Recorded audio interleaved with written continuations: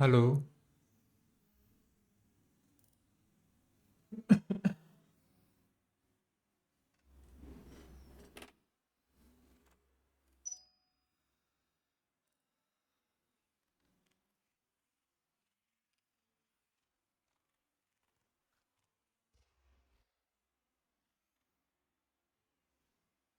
नमस्कार दोस्तों, कैसे हैं आप? स्वागत है आप सभी का पोस्ट ऑफिस कोचिंग में। और आज हम क्या पढ़ने वाले हैं?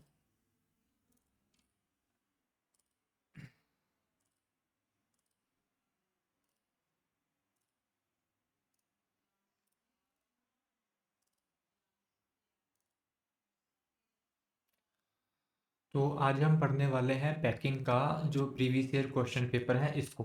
ठीक है, क्योंकि कल की क्लास में इससे रिलेटेड जो थ्योरी थी उसको पढ़ा था। और आज हम पढ़ेंगे इससे रिलेटेड सभी जो क्वेश्चन आए हैं पिछले सालों में उनको पढ़ेंगे। गुड आफ्टरनून जी, वेरी गुड आफ्टरनून।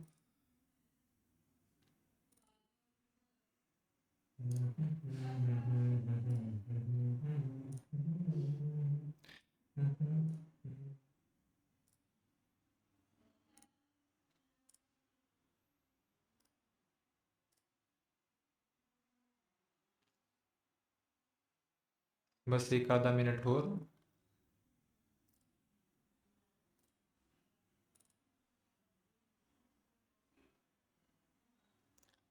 नमस्कार जी, हेलो सर, कैसे हैं रहमान जी? अगर पिछली क्लास में कोई भी डाउट है आपका तो आप पूछ लीजिए। अभी हमारे पास 1-2 मिनट है। ठीक है, फिर हम आगे शुरू करेंगे।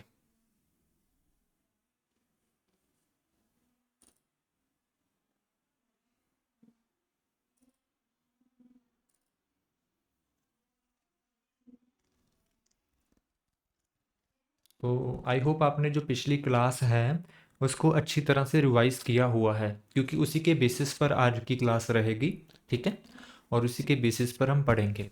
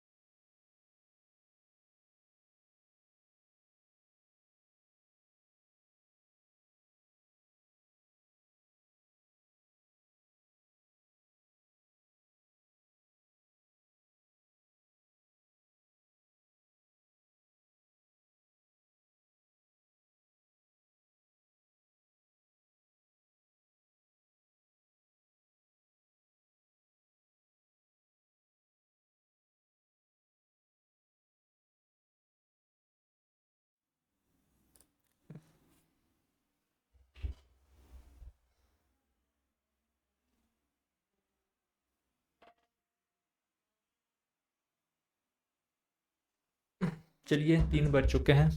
हमें समय की कदर करनी चाहिए, समा तभी हमारी कदर करेगा। पहला जो हम पढ़ने जा रहे हैं क्लॉस नंबर 15। ठीक है, जिसको खंड नंबर 15 भी बोलते हैं। तो पहला क्वेश्चन आपकी स्क्रीन पे यह रहा कि प्रत्येक डाक लेख पर कम से कम तारीख अंकित होनी चाहिए। कि कोई भी पोस्टल आर्टिकल हो, कम से कम उस पर जो डेट स्टैंप है कितने पोस्ट ऑफिस कितने पोस्ट ऑफिसर्स की लगी हुई होनी चाहिए? तो वो है कम से कम 2 पोस्ट ऑफिसर्स की। ठीक है।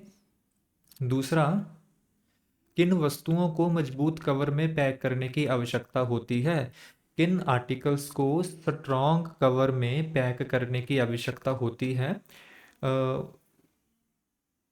क्यों होती है? क्योंकि उस पर हमने डेट स्टैंप लगानी है। अरे रुको, आवाज में थोड़ी प्रॉब्लम आ रही है, 1 मिनट रुको। हेलो, हाँ आई थिंक अब ठीक है ना? अरे आपको स्क्रीन दिख रही है? अच्छा, स्क्रीन तो आपको दिख ही नहीं रही। 1 मिनट बस। ये भी नहीं, ये रही। ओके ओके, ठीक है ठीक है, अब ठीक है। तो पहला क्वेश्चन फिर से बता देता हूँ कि प्रत्येक डाक लेख पर कम से कम तारीख अंकित होनी चाहिए 2 डाकघर की। ठीक है, 2 पोस्ट ऑफिसर्स की डेट स्टैंप लगी होनी चाहिए किसी भी पोस्टल आर्टिकल पर। ठीक है। दूसरा क्वेश्चन आप देखिए कितनी बार आया हुआ है पहला क्वेश्चन। और दूसरा क्वेश्चन है कि कौन से पोस्टल आर्टिकल को मजबूत कवर में पैक करना चाहिए, मजबूत लिफाफे में पैक करना चाहिए। क्यों करना चाहिए? क्योंकि जब हम उस पर स्टैंप लगाते हैं तो उसके फटने की संभावना रहती है, ताकि वो अपने स्टैंप का दबाव जो है उसको सह सके, इसीलिए उसको स्ट्रॉन्ग कवर में, मजबूत कवर में पैक करना चाहिए। ठीक है। तीसरा है कि प्रत्येक पत्र, पैकेट या पार्सल पर डैश की तारीख की मोहर लगानी होती है। कि कोई भी पोस्टल आर्टिकल हो उसमें कम से कम 2 पोस्ट ऑफिसर्स की, 2 डाकघर की जो डेट स्टैंप होती है, तारीख की मोहर होती है, उसको लगाना होता है। ठीक है। क्वेश्चन नंबर 4, निम्न में से कौन सा सही है? सही है उसको हमने सिलेक्ट करना है। पहले तो ये कि कोई भी पत्र हो, कोई भी पैकेट हो, कोई भी पार्सल हो, उस पर कम से कम 2 डाकघरों की मोहर लगी हुई होनी चाहिए, ये बात सही है। दूसरा, डाकघर नाजुक वस्तुओं की सुरक्षा के लिए कोई विशेष सावधानी नहीं बरत सकता, ये भी सही है। जैसा मैंने समझाया था कि कांच का सामान अगर कोई कस्टमर पोस्ट ऑफिस के ज़रिए भेजना चाहता है तो वो कस्टमर की पैकिंग पे डिपेंड करता है कि वो बचेगा कि नहीं बचेगा, हम उसके लिए अलग से कोई प्रोविज़न नहीं है। ठीक है, तो दोनों सही है, तो ऑप्शन नंबर ए और बी। नेक्स्ट क्वेश्चन कि कौन सा लेख गलत है, जी हमने सिलेक्ट करना है। पहला कि प्रत्येक पत्र, पैकेट और पार्सल पर कम से कम 1 डाकघर की मोहर लगी हुई होनी चाहिए, ये गलत है, क्योंकि हमने क्या पढ़ा था कि 2 पोस्ट ऑफिसर्स की स्टैंप लगी हुई होनी चाहिए। ठीक है, यही पढ़ा था हमने, तो यही गलत है, तो यही हमारा आंसर होगा। नेक्स्ट, निम्नलिखित कथनों पर विचार करें। पहली स्टेटमेंट में, कथन में तो यही बताया है कि किसी भी पत्र पे, पार्सल पे 2 पोस्ट ऑफिसर्स की, डाकघर की मोहर लगी हुई होनी चाहिए, ये सही है। दूसरा कि नाजुक वस्तुओं को भेजने के लिए डाकघर की, डाक विभाग की कोई भी जिम्मेदारी, डाक विभाग की जिम्मेदारी होती है। अच्छा, होती है लिखा है, तो ऐसा तो कुछ भी नहीं है।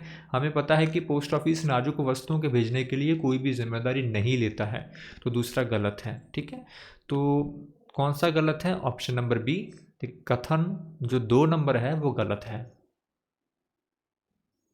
नेक्स्ट देखते हैं। पहला लिखा है कि डाकघर नाजुक वस्तुओं की सुरक्षा के लिए कोई विशेष सावधानी नहीं बरत सकता, ये बात तो सही है, हमने कई बार इसको पढ़ लिया है। दूसरा है कि अंतर्देशीय डाक में सिक्के, बुलियन, कीमती पत्थर, आभूषण, सोने या चांदी के लेख और मुद्रा या बैंक नोट भेजने का कोई भी प्रावधान नहीं है, तो ये गलत है।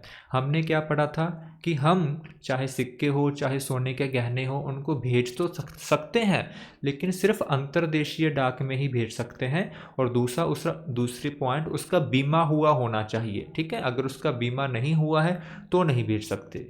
लेकिन इस पॉइंट में तो ये बोला है कि ऐसा कोई प्रावधान ही नहीं है, ऐसा कोई प्रावधान ही नहीं है, तो दूसरी स्टेटमेंट क्या हो जाती है? गलत हो जाती है। तो कथन नंबर जो 1 है वही सही है। नेक्स्ट है क्लास नंबर 16, खंड नंबर 16, जिसमें हम सीलिंग को पढ़ा था उससे रिलेटेड क्वेश्चन है। ठीक है, पहला क्वेश्चन है अपंजीकृत पत्रों के बाहर मोहरों के लिए उपयोग किए जाने वाले सीलिंग मोम पर पतला कागज बिछाने से क्या फ़ायदा होता है। जैसा मैंने समझाया था कि पतला कागज या टिश्यू का पेपर वह इसीलिए रखा जाता है मोहर लगाने से पहले, ताकि जो तीखे किनारे ना निकल आए और जो रास्ते में उस आर्टिकल के साथ और आर्टिकल जाएंगे उसको कोई भी नुकसान ना हो। ठीक है, तो क्या लिखा है, वस्तुओं पर चिपकने वाली सीलिंग मोम से वस्तुओं को होने वाली क्षति के दायित्व से बचने के लिए। ठीक है, जो उसके उस जैसे मान लीजिए ये मेरा आर्टिकल है, साथ में किसी और का आर्टिकल पड़ा है, अगर इसके तीखे किनारे होंगे तो ये आर्टिकल क्या हो जाएगा, इसको इंजरी हो जाएगी, फट भी सकता है। तो उनको बचाने के लिए हम जो क्या है वो उस पर जो कागज का टुकड़ा रखते हैं। ठीक है, नेक्स्ट, जब किसी पार्सल, पैकेट या पत्र की सुरक्षा के लिए मोम कपड़े का इस्तेमाल किया जाता है तो निम्नलिखित में से कौन सा सही है। ठीक है, जब मैंने क्या बोला था कि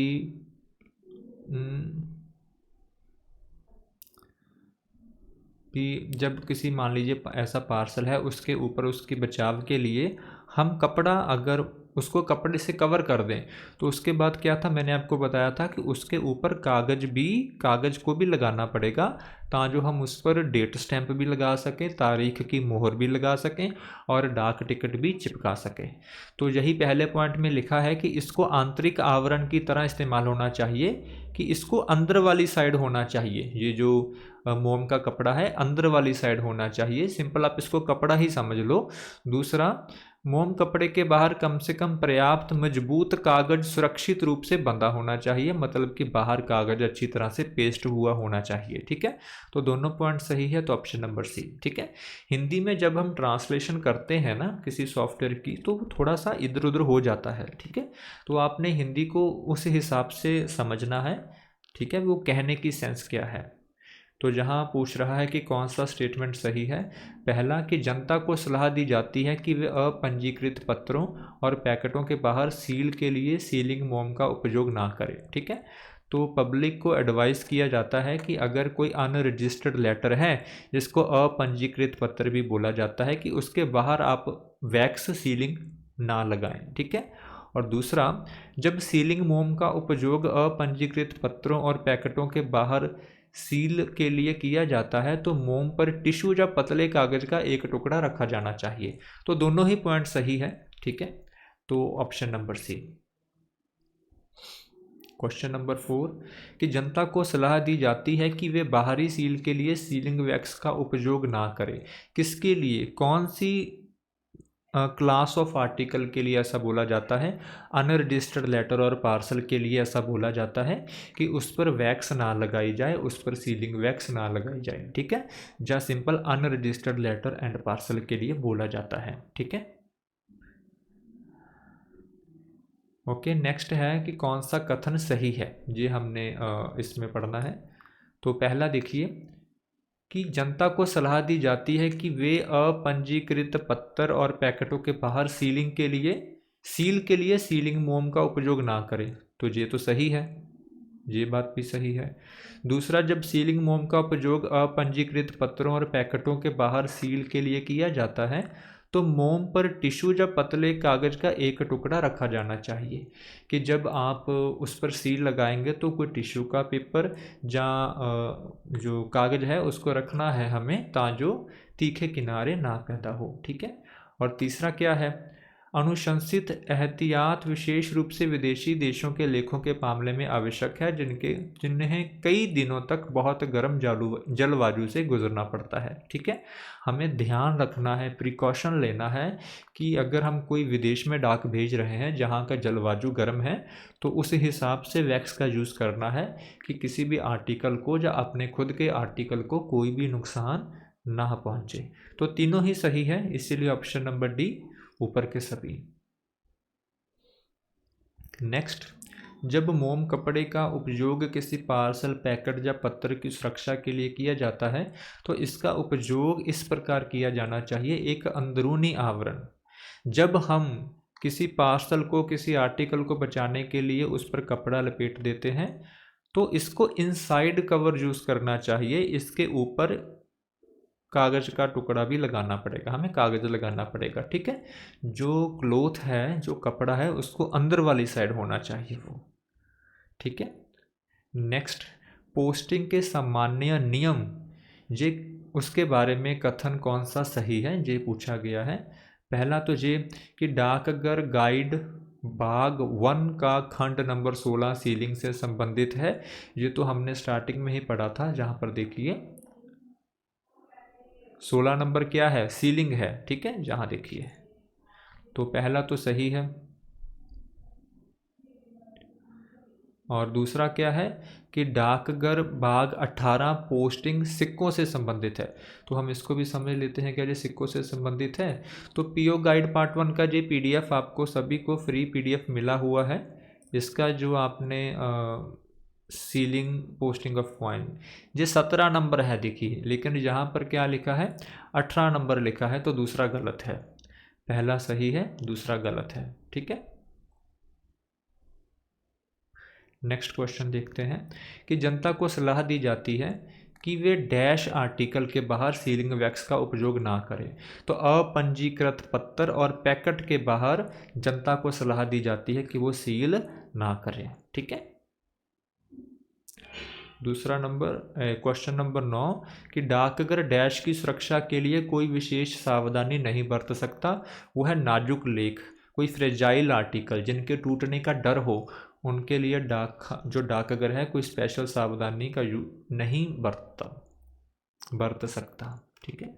नेक्स्ट है क्वेश्चन नंबर 10 कि विदेशी वस्तुओं के मामले में विशिष्ट सीलिंग की सिफारिश या आवश्यकता क्यों नहीं की जाती, ठीक है। क्यों जब आप डाक को बाहर भेज रहे हैं क्यों सजेस्ट नहीं किया जाता आपको कि आप उस पर वैक्स लगाएं, क्योंकि हो सकता है कि आप ऐसी किसी देश में भेज रहे हैं जहां का जलवायु गर्म हो, तो वहां पर जब आपकी डाक जाएगी तो आपके आर्टिकल को भी नुकसान हो सकता है और उसके साथ में जो भी आर्टिकल पड़ा होगा, ठीक है, उसको भी नुकसान हो सकता है। क्वेश्चन नंबर 11, अगर किसी पार्सल या पत्र की सुरक्षा के लिए कपड़े का इस्तेमाल किया जाता है तो उसको अंदरूनी आवरण की तरह इस्तेमाल करना है, इनसाइड कवर की तरह इस्तेमाल करना है, उसको बाहरी तौर पर इस्तेमाल नहीं करना है आपने, ठीक है। उसके ऊपर कागज का टुकड़ा भी आपको लगाना पड़ेगा।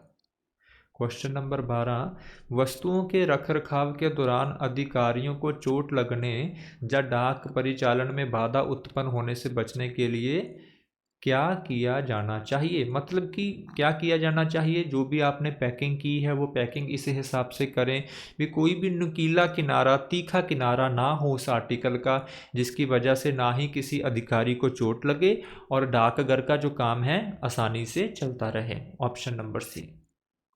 पोस्ट ऑफिस गाइड पार्ट 1 के किस नियम के अंतर्गत सीलिंग का उल्लेख है, तो सीलिंग आती है क्लॉज नंबर 16 में, ठीक है, आप यहाँ पर देख सकते हैं क्लॉज नंबर 16 में।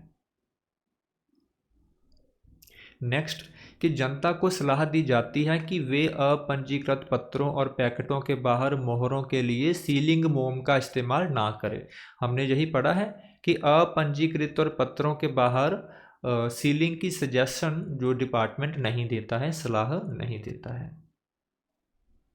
नेक्स्ट है clause number 17 posting of coins, खंड नंबर 17 सिक्कों की पोस्टिंग, ठीक है। मतलब कि जो हम सोने का सामान भेजना चाहते हैं, चांदी का भेजना चाहते हैं, कीमती जेवर या कुछ भेजना चाहते हैं, इसकी क्या रूलिंग है, ठीक है। पहला जो क्वेश्चन है आपकी स्क्रीन पर रहा, इसमें लिखा है कि आप सिक्का, बुलियन, कीमती पत्थर, आभूषण, सोने या चांदी के लेख और मुद्रा या बैंक नोट केवल बीमित व्यक्ति द्वारा ही भेज सकते हैं, ठीक है। कीमत बीमित डाक द्वारा ही भेजे जा सकते हैं, जैसा व्यक्ति तो नहीं आना चाहिए था, ठीक है, मतलब कि वो इंश्योर होकर ही जाएंगे, उनका बीमा हुआ होना ही चाहिए तब ही वे जाएंगे, ठीक है। सो ऑप्शन नंबर बी सही है। दूसरा, सिक्के और कीमती पत्थर मीन्स जो प्रेशियस स्टोन्स होते हैं उनको बोलते हैं, वो किस तरह से भेजे जा सकते हैं, तो ऑप्शन नंबर सी, उनको इंश्योर करवाकर, बीमा करवाकर ही भेजा जा सकता है, ठीक है, ऑप्शन नंबर सी। नेक्स्ट है कि कौन सा कथन गलत है। पहला देखिए कि मुद्रा विभाग की ओर से भेजे गए विकृत नोट का डाक द्वारा प्रेषण से पहले बीमा कराया जाना चाहिए। इसको मैं वैसे समझाता हूँ, इंग्लिश में भी पढ़िए। डिफेस्ड note remitted on behalf of a currency department must be ensure before transmission by post.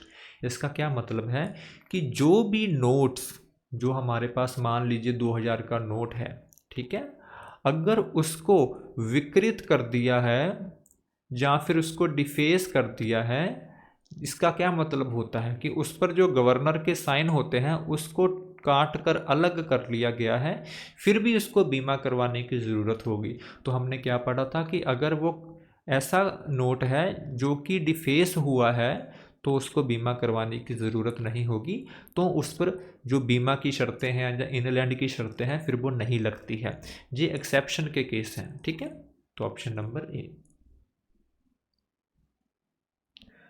Question number 4 कि जो वैल्यूएबल चीज़ें होती हैं, मूल्य की वस्तु को अपंजीकृत पत्रों में भेजना उचित क्यों नहीं है। कोई भी पैसे वाली चीज़ को अनरजिस्टर्ड डाक से भेजना उचित क्यों नहीं है। उसका एक कई कारण होता है। पहले तो वो कई लोगों के हाथ से गुजरती है तो वो गुम हो सकती है, ठीक है। लोगों को पता है, लोगों को लालच हो जाता है, तो एक तो ये है। दूसरा, आपकी जो आर्टिकल है चोरी हो सकता है। तो दोनों ही कारण है। वही यहाँ पर बताई है कि पर्सन के हाथ से गुजरती है, दूसरा उसको लूज करने का डर रहता है, ठीक है। तो option number A and B. Next, निम्नलिखित में कौन सा गलत है। गलत स्टेटमेंट हमने चूज करना है।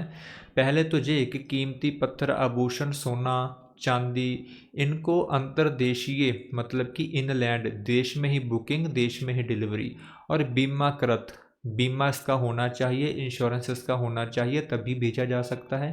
पहली बात तो सही है। दूसरा, सिक्के, मुद्रा या बैंक नोट ये भी अंतर्देशीय और बीमाकृत होने चाहिए, ये बात भी सही है।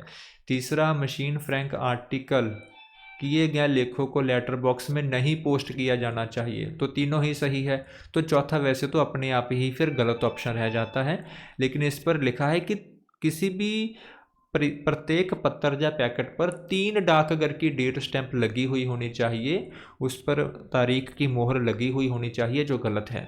कम से कम 2 पोस्ट ऑफिस की होती है जी, ठीक है। नेक्स्ट क्वेश्चन कि पीओ गाइड पार्ट 1 के क्लॉज नंबर 17 के मुताबिक कीमती पत्थर भेजे जा सकते हैं, लेकिन बीमा करके, ठीक है, इंश्योर करके ही भेजा जा सकता है, ठीक है। क्वेश्चन नंबर 7 कि कौन सा सही है। पहला कि करेंसी नोट को बीमा करके डाकघर से भेजा जा सकता है, ये सही है। लेटर बॉक्स में अगर मशीन फ्रैंक आर्टिकल डालते हैं तो उनको अवैतनिक माना जाएगा, उसको अनपेड माना जाएगा कि जैसे उस पर शुल्क लगा ही ना हो, दूसरा भी सही है।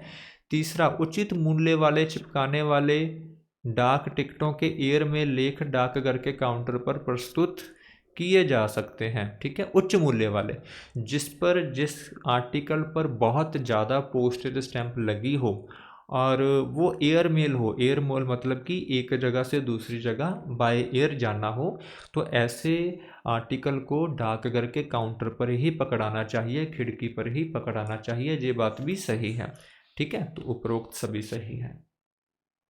क्वेश्चन नंबर 8, सिक्का, सराफा, कीमती पत्थर, आभूषण, सोने या चांदी के लेख और मुद्रा जब बैंक नोट को अंतर्देशीय डाक के रूप में पोस्ट करने के बारे में क्या सच है। अगर अंतर्देशीय होगा तो हमने क्या पढ़ा था कि बीमाकृत ही होना चाहिए, उसका इंश्योरेंस होना चाहिए, तभी उसको भेजा जा सकता है, ठीक है। नेक्स्ट है सही वाक्य का चयन करें, ठीक है। तो पहला है कि सिक्का, पहला तो ये है कि इसको अंतर्देशीय डाक से किसी भी माध्यम से प्रेषित किया जा सकता है। अंतर्देशीय डाक से भेजा तो जा सकता है, ठीक है, लेकिन इंश्योरेंस भी साथ में होना चाहिए, ठीक है। दूसरा क्या है कि इसको भेजा ही नहीं जा सकता, प्रेषित नहीं किया जा सकते, ये भी गलत है, ये भी गलत है।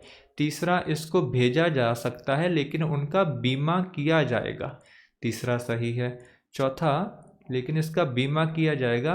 इसमें लिखा है लेकिन कीमती पत्थरों को नहीं भेजा जा सकता, तो चौथा भी गलत है। तो सी नंबर ऑप्शन सही है। ठीक है, आर्टिकल को भेजा जा सकता है लेकिन उसका जो इंश्योरेंस है वह हुआ होना चाहिए। ठीक है। क्वेश्चन नंबर 10 कि निम्नलिखित वस्तुओं वाले आयात डाक लेख तब तक डाक द्वारा प्रेषित नहीं किए जाएंगे तब जब तक देय सीमा शुल्क का भुगतान नहीं किया जाता। इंग्लिश में पढ़ते हैं। जिन आर्टिकल्स पर कस्टम ड्यूटी लगी होती है उनको कब तक डिलीवर नहीं किया जाता उसको सीमा शुल्क बोलते हैं। चाहे वो सिक्के हो, चाहे वो कॉइन्स हो, चाहे वो सोने की ईंटें हो, चाहे वो प्रेशियस स्टोन हो, कीमती पत्थर हो, इसका मुझे पता नहीं, इसको बुलियन को जे बोलते हैं, चलो जे जो भी हो, ये सभी जो है कोई भी आर्टिकल हो पहले उस पर कस्टम ड्यूटी या सीमा शुल्क अगर लगा हो उसका भुगतान किया जाएगा तभी उसको आगे ट्रांसमिट किया जाएगा। अगर उस पर कस्टम ड्यूटी या सीमा शुल्क जो लगा है उसका भुगतान नहीं हुआ तो उसको आगे फॉरवर्ड नहीं किया जाएगा। ठीक है। नेक्स्ट क्या है, फिर से वही क्वेश्चन रिपीट हो रहे हैं। ठीक है, कि सिक्के, बुलियंस, कीमती पत्थर, सोने, गहने, उनको अंतर्देशीय डाक द्वारा बीमा करके ही भेजा जा सकता है। ठीक है, वही चीज़ें बार बार रिपीट हो रही हैं। निम्नलिखित में से कौन विशिष्ट उद्देश्य के लिए करेंसी नोट के प्रसारण की अनुमति दे सकता है? इंग्लिश में पढ़ते हैं। Who among the following can allow transmission of A currency notes for specific purpose.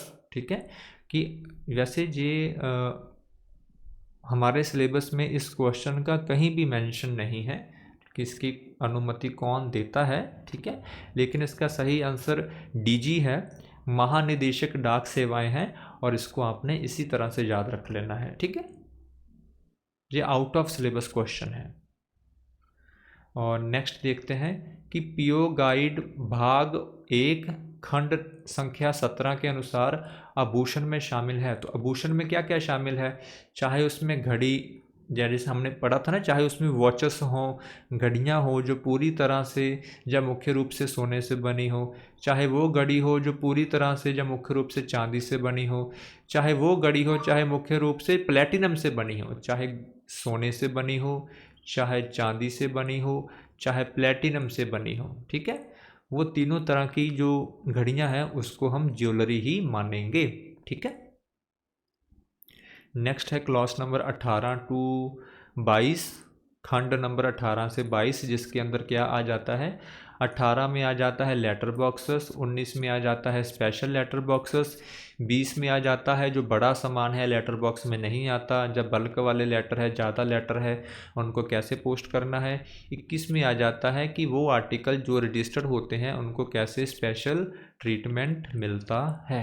ठीक है, इनके बारे में पढ़ेंगे हम। तो पहला है कि राइट हैंड साइड पर आप देखिए, डाक टिकटों के साथ पूर्ण प्रीपेड लेख लेटर बॉक्स में पोस्ट किए जाते हैं। मतलब कि जिस पर पूरा डाक शुल्क अदा हो वही आर्टिकल लेटर बॉक्स में डाले जाते हैं। सही है। दूसरा, फ्रैंक किए गए लेख उचित डाक के व्यय के साथ लेटर बॉक्स में पोस्ट किए जा सकते हैं।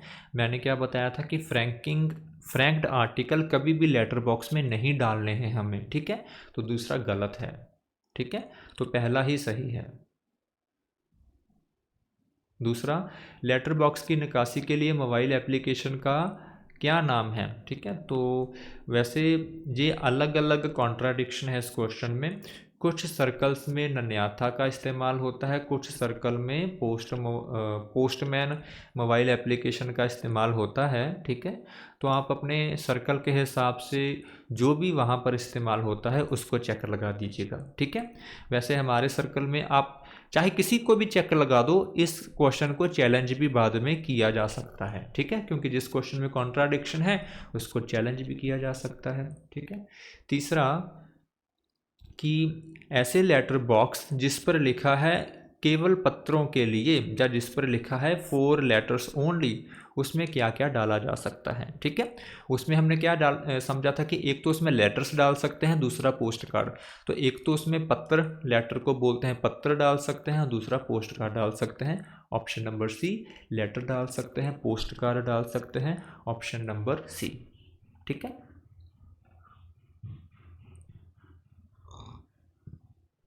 लेटर बॉक्स क्लियरेंस के लिए किस सॉफ्टवेयर का इस्तेमाल किया जाता है? पहले वाला ही आंसर है, नन्याथा और पीएमए दोनों ऐप का इस्तेमाल किया जाता है। सर्कल टू सर्कल ये चीज़ें बदलती रहती हैं, तो जो भी आपके सर्कल में इस्तेमाल होता है। बाकी इस तरह के क्वेश्चन को चैलेंज किया जा सकता है, इसको आपने ज़्यादा वरी नहीं लेनी है।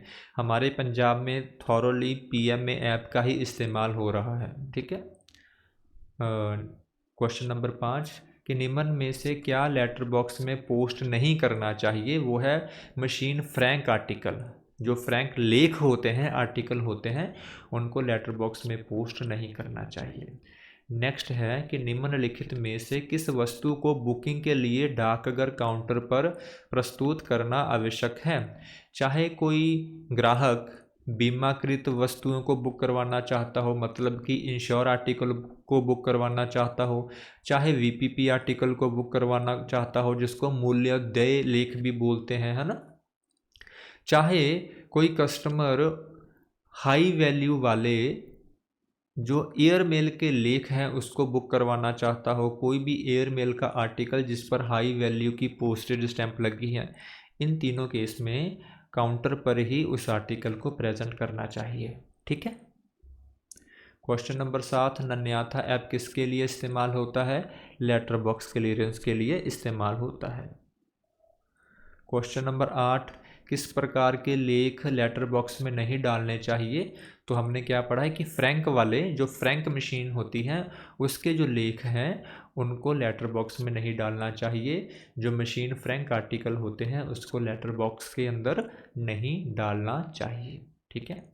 क्वेश्चन नंबर 9 लेटर बॉक्स की इलेक्ट्रॉनिक निकासी किसके माध्यम से होती है? क्योंकि जहाँ पर देखिए पीएमए भी ऑप्शन है, नन्याथा भी ऑप्शन है, किसी सर्कल वालों ने पीएमए सही लगाया है, किसी वालों ने नन्याथा सही लगाया है, ठीक है, तो इसमें चिंता नहीं करनी है। जैसा बाकी मैं आपको पहले बता ही चुका हूँ कि इस केस में क्या करना है आपने। क्वेश्चन नंबर 10 निम्नलिखित में से कौन सा सही है? पहला कि जिन लेटर बॉक्सेस के बाहर लिखा है कि केवल पत्रों के लिए, उस लेटर बॉक्स में सिर्फ पत्र और पोस्ट कार्ड को ही पोस्ट किया जाना चाहिए, ये बात सही है। जिन लेटर बॉक्स के बाहर लिखा है फॉर लेटर्स ओनली, उसमें सिर्फ लेटर्स और पोस्ट कार्ड ही पोस्ट किए जाने चाहिए, ठीक है। दूसरा क्या है, QMS लेखों में गतवे शहर के नाम के नीचे पूर्ण पिन होना चाहिए। इसका क्या मतलब है कि जो QMS आर्टिकल है, जो भी आप शहर का नाम लिख रहे हैं मुंबई दिल्ली, साथ में पिन कोड भी होना चाहिए। दूसरा पॉइंट भी सही है, तो दोनों पॉइंट सही है, ठीक है। क्वेश्चन नंबर 11 यदि कोई लेख उचित फ्रैंकिंग के बाद लेटर बॉक्स में पोस्ट किया जाता है तो उसके साथ कैसा व्यवहार होगा? अगर कोई फ्रैंक आर्टिकल को हम लेटर बॉक्स में डालते हैं, पोस्ट करते हैं, तो उसको अवैतनिक माना जाएगा, अनपेड माना जाएगा, कि जैसे उस पर पैसे लगे ही नहीं हैं, ठीक है। और नेक्स्ट है कि निम्नलिखित में से क्या डाकघर काउंटर पर प्रस्तुत करना अनिवार्य नहीं है? ठीक है। अरे ये क्या है, ये गलत ऑप्शन दिया हुआ है। Letters registered letters article sure, नहीं, ये क्वेश्चन ही गलत है और इसके क्वेश्चन तो सही, ऑप्शन गलत है। पहला तो लिखा है कि जिसको रजिस्टर्ड करना है तो उसको भी पंजीकृत करना है तो भी काउंटर पर देना पड़ेगा। अपर्याप्त है तो भी नीचे देखते बीमा करवाना है तो भी उसको काउंटर पर देना पड़ेगा।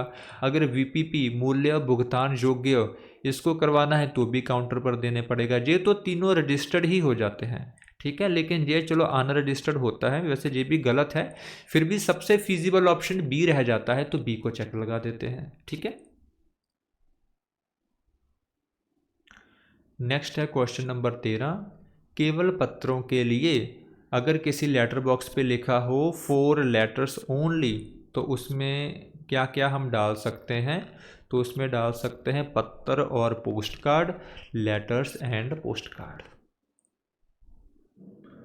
क्वेश्चन नंबर 14 निम्नलिखित में से सामान बुकिंग के लिए डाकघर में प्रस्तुत किया जाना चाहिए।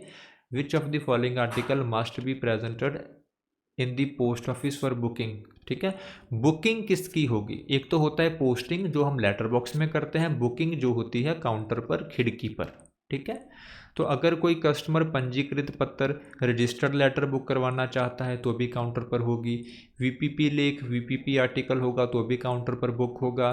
बीमित लेख कोई इंश्योर आर्टिकल होगा तो वो भी काउंटर पर ही बुक होगा। तो इस हिसाब से ऊपर के सभी all of the above option सही है। नेक्स्ट क्वेश्चन, पंजीकृत किए जाने वाले पत्रों या अन्य लेखों को किसी विशेष मेल को बंद करने के लिए निर्धारित समय से कम पहले डाकघर में प्रस्तुत किया जाना चाहिए। अगर कोई कस्टमर अपने आर्टिकल को पंजीकृत करवाना चाहता है, रजिस्टर्ड करवाना चाहता है, तो डाकघर का जो निर्धारित समय है, जो फिक्स टाइम है, उससे कितना समय पहले उसको आना चाहिए। तो हमने क्या पढ़ा था, कम से कम आधा घंटा पहला, हाफ एन आवर पहले उसको खिड़की पर आना चाहिए ताकि उसकी डाक को बुक करके डिस्पैच भी किया जा सके। नेक्स्ट क्वेश्चन, नन्याथा एप्लीकेशन को किसके लिए इस्तेमाल किया जाता है? लेटर बॉक्स की क्लियरेंस के लिए। ठीक है, clearing of a letter box, जहाँ पर सफाई नहीं, क्लियरेंस ही आएगा। क्वेश्चन नंबर 17, निम्नलिखित में से कौन सा सामान बुकिंग के लिए डाकघर में प्रस्तुत करना चाहिए? ऊपर वाला ही क्वेश्चन है तो ऊपर के सभी और all of the above. Next है ओके, कुछ आप करेंगे। ये जो 18 नंबर, ये भी आपने अटेम्प्ट करना है।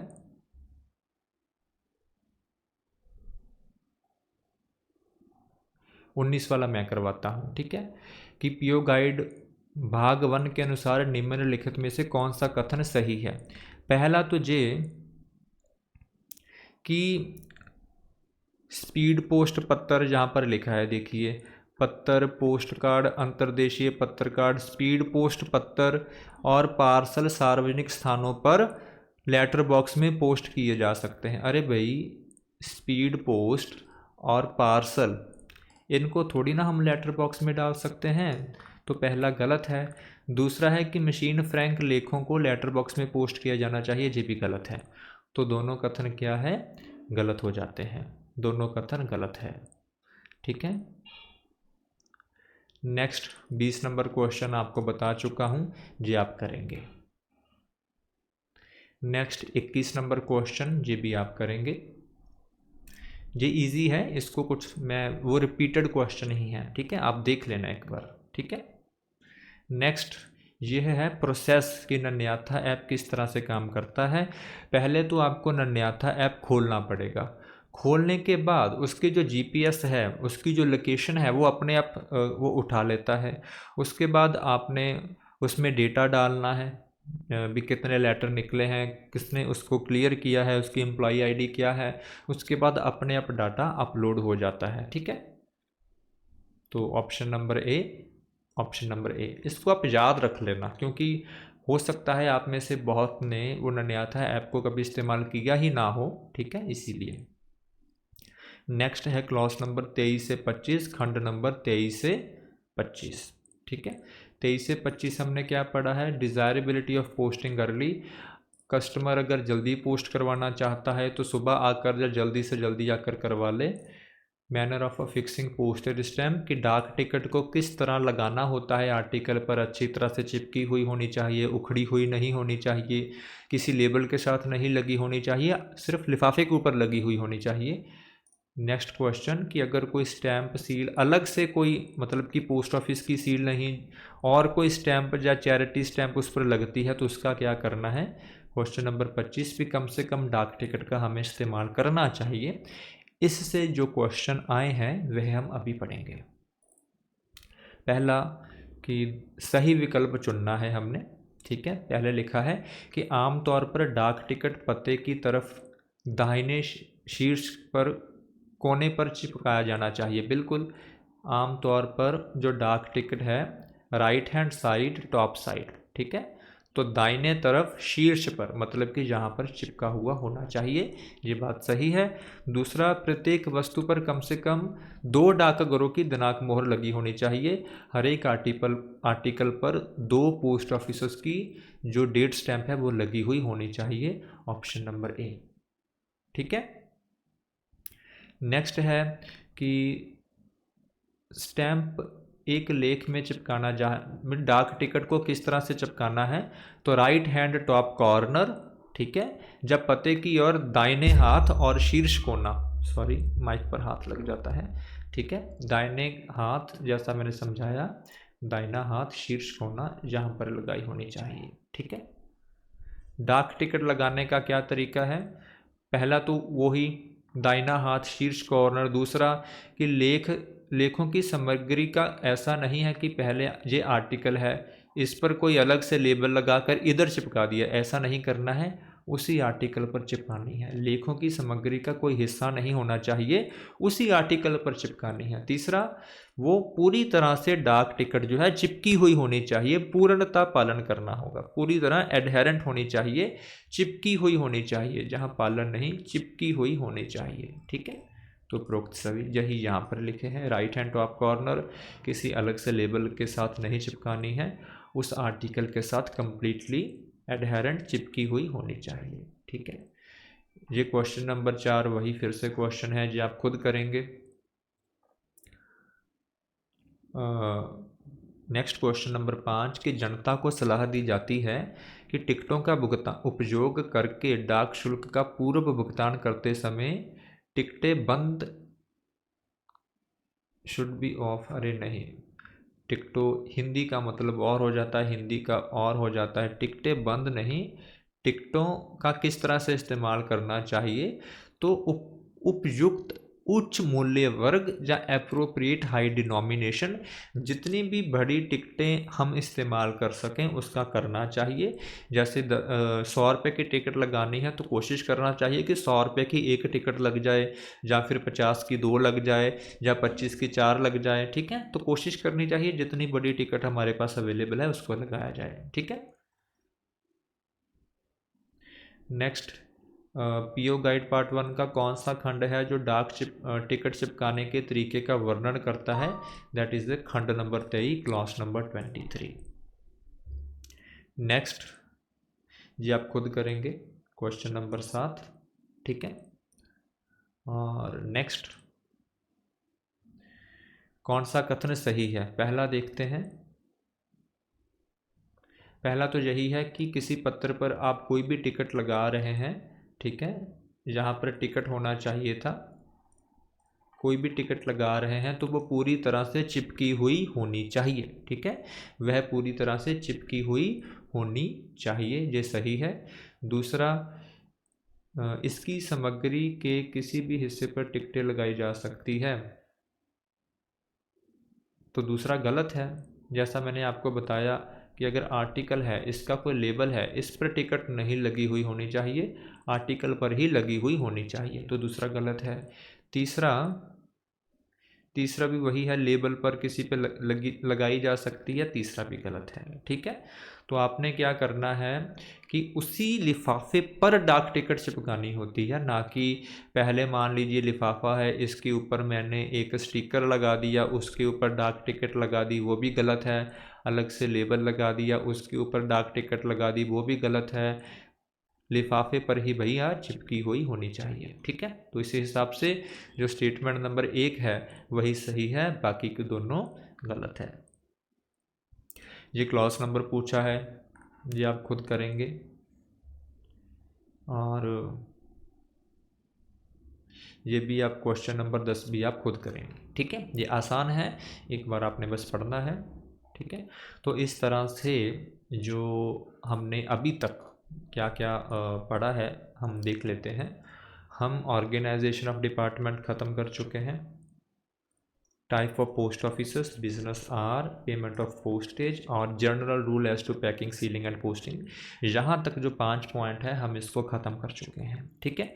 अभी हमने पढ़ा है पैकिंग, सीलिंग, पोस्टिंग, ये सभी का आपका होगा टेस्ट, ठीक है। टेस्ट एक आधे दिन के अंदर हमारे ऐप पर अपलोड हो जाएगा।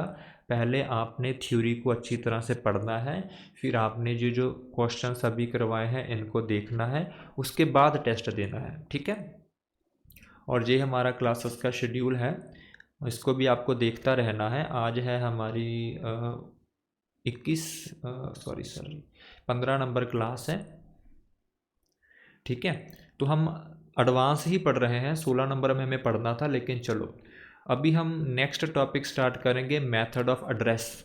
ठीक है, ये वाला वैसे तो ये परसों करना था, लेकिन चलो हम एडवांस में करेंगे। तो जो बड़े टॉपिक है जैसे franking machine, official postal article, उनको पढ़ने के लिए अच्छा खासा हमारे पास समय बच जाएगा। ठीक है, तो आज की क्लास को इतना ही रखते हैं। अगर कोई डाउट है तो 1 मिनट है, आप मुझसे पूछ लीजिए, नहीं तो मैं क्लास को वाइंड अप करता हूँ।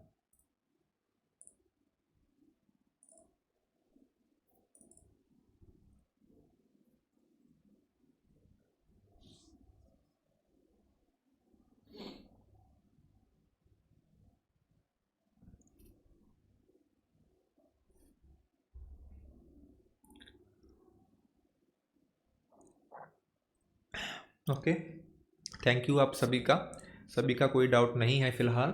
अगर कोई डाउट होगा तो चैट का जो सेक्शन है वहाँ से आप पूछ सकते हैं। ठीक है, और अगर आपको जो कोर्स अच्छा लग रहा है तो अच्छे अच्छे रिव्यू आप पोस्ट कर सकते हैं, ऐप पर भी पोस्ट कर सकते हैं, जहाँ हमें अगर कोई हमको सजेशन या इम्प्रूवमेंट की आपको लगता है ज़रूरत है तो वह भी आप हमें जो सजेशन है, हमारा जो नंबर है 6283839926, ठीक है, कभी भी आप अपना सजेशन हमें दे सकते हैं। 6283839926 हमारी जो टीम है आपके सजेशन को चेक करेगी। अगर हम उससे और कोर्स बेहतर होता है तो हम उस सजेशन को ज़रूर अपनाएंगे। ठीक है, अभी के लिए जय हिंद, जय भारत, जय जवान, जय किसान।